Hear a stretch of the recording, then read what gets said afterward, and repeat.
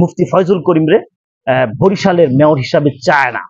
এই আপনাদের মাঝে এমন একজনকে নিয়ে এসেছি যিনি দেশের মানুষের জন্য, দেশের জন্য মাঠে ময়দানে এই দেশের মানুষ কিভাবে ভালো থাকবে, কিভাবে দেশের উন্নতি হবে, এই জাতি কোন দিকে যাবে তা নিয়ে সবসময় চিন্তিত থাকেন।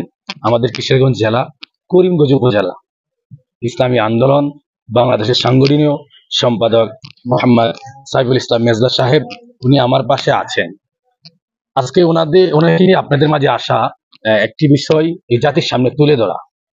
আমরা 2024 আগস্টের পর এদেশের কি উন্নতি হয়েছে, 2024 আগস্টের আগে এদেশের উন্নতি কি ছিল, দেশের অবস্থা কি ছিল, 2024 আগস্টের পর এদেশের উন্নতি কি হয়েছে, দেশ কোন দিকে যাচ্ছে, এই বিষয় নিয়ে একটু কথা বলবেন আপনাদের মাঝে সাইফুল ইসলাম মেজদা সাহেব।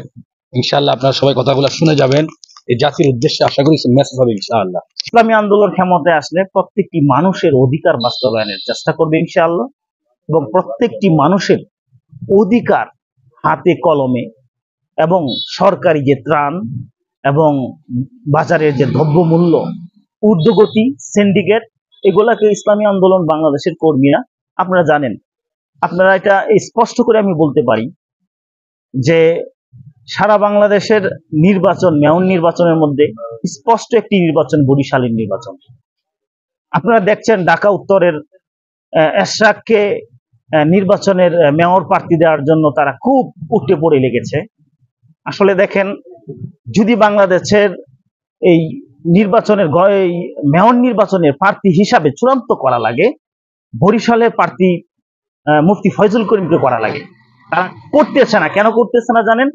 কারণ বাংলাদেশের যারা ইসলামের বিরুদ্ধে মেহনত করতেছে, তারা জানে বরিশাল সিটিতে যদি পীর সাহেব ফয়জুল করিম সাহেবকে দেওয়া হয়, এই বরিশালের সিটিটা একটা ইসলামের ক্যাটালগ দ্বারা সাজানো হবে, সারা বাংলাদেশের জন্য একটা আধুনিক মডেল হয়ে যাবে, এবং এই মডেল হওয়ার কারণে সারা বাংলাদেশে ইসলামী আন্দোলনের একটা গণজোয়ার তৈরি হবে।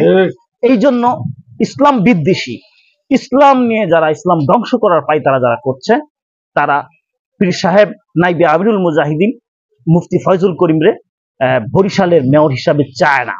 এই জন্যই চায় না, কারণ তারা যদি বরিশালের সিটি মেয়র হয়ে যায়, সারা বাংলাদেশ একটা গণজোয়ার এবং তাদের যে কাজ কর্ম এবং পরিবেশ, এটা সারা বাংলাদেশের মানুষ জানবে এবং জাতীয় নির্বাচনে তাদেরকে সরকার করতে বাধ্য হবে। এই জন্য তাদেরকে নির্বাচনের মেয়র প্রার্থী হিসাবে গ্রহণ করতে চায় না। প্রিয় দেশবাসী, আসেন আমরা ইসলাম এবং মানবতাকে সামনে রেখে এই দেশকে আগিয়ে নেওয়ার চেষ্টা করি। আমরা এক টাকার বিনিময়ে নির্বাচনে আর যেতে চায় না, টাকার বিনিময়ে আর ভোট দিতে চায় না। এই বাংলাদেশের মানুষ তার গণ অধিকার, তার নিজের ভোট আমানত দিয়ে ইনশাআল্লাহ আগামী নির্বাচন সফলে বয়ে আনবে ইনশাআল্লাহ। আসসালামু আলাইকুম ওয়া রাহমাতুল্লাহি ওয়া বারাকাতুহু।